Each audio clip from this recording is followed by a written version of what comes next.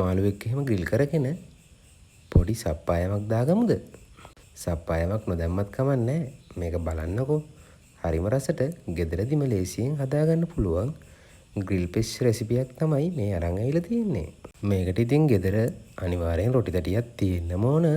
දැන් ඔය පේන විදියට තක්කාලි, සුදු ලූණු, කරපිංචා, ලූණු, ගම්මිරිස් කුඩු, කහකුඩු ටිකක් එහෙම එකතු කරලා මේක බ්ලෙන්ඩ් කරගන්න තමයි තියෙන්නේ. ලුණු ටිකකුත් දාගන්න. තක්කාලි එහෙම ගෙදර නැත්තම් දෙහිඋස පොඩ්ඩක් එහෙම දාගන්නකෝ. එතකොටත් නියමෙටම එනවා. අවුමිරිස් කරලක් එහෙමත් දාගන්න. අවුමිරිස් එහෙම නැත්තම් නයිමිරිස් කරලක් එහෙම කපලා එකතු කරගන්නකෝ. ටේස්ට් එකට නියම රසට එනවා. විදියට හොඳට කෑලි නැති වෙන්න බ්ලෙන්ඩ් වෙලා තියෙන්න ඕන. දැන් ඉතින් අර පප්පගමේ වගේ මාළු කඩේ ජොරාගෙන් වගේ නැතුව හොඳ මාළු කුරයිද 3 දෙනෙක් හොයාගන්න. අලුත් මාළු වෙන්න ඕන. ඒක මේ විදියට මිශ්‍රණේ හොඳට ගාගන්න. අවුමිරිස් කරල නම් අත්‍යවශ්‍යම නෑ. දැන් ඉතින් අහන්න එපා අවුමිරිස් කරල ඔය විදියටම බාගන්න ඕනද කියලා. පටන් ගන්නකොටම කිව්වනේ අවුමිරිස් කරල නම් ඕනෙම නෑ.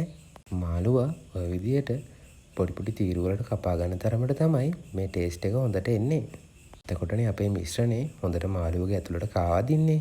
මේ විදියට වැඩේ කරන් යනකොට අපිට රොටි තැටියක් අවශ්‍ය වෙන්නේ. මේක ග්‍රිල් කරගන්න. දුවල ගිහිල්ලා රොටි තැටිය අරගෙන ලිපේ තියන්නකෝ. ලිපේ තියලා ඒක උඩට කෙහෙල් කොලයක් එලා ගන්න. එලාගෙන මේ විදියට සුමටව තියන්න. ඩාණ්ඩුම් ගාලා අරින්න එපා. දැන් ඕක එක පැත්තක් විනාඩි 7ක් 8ක් වගේ වෙන්න fry කරගන්නකෝ. ඔය උඩින් මන් දාන්නේ පොල් තෙල් ටිකක්. දැන් ඉතින් අහන්න එපා මේකට කෙහෙල් කොලයක් එලා ගන්න මොනද කියලා. කෙහෙල් කොලයක් එලා ගත්තේ නැත්නම් කරවෙච්ච රොටි වගේ මාළු තමයි කන්න තියෙන්නේ. මං කියපු විදිහටම වැඩේ කරගත්තා නම් රසම ෆිෂ් ප්ලේට් එකක් හම්බෙලා තියෙවි.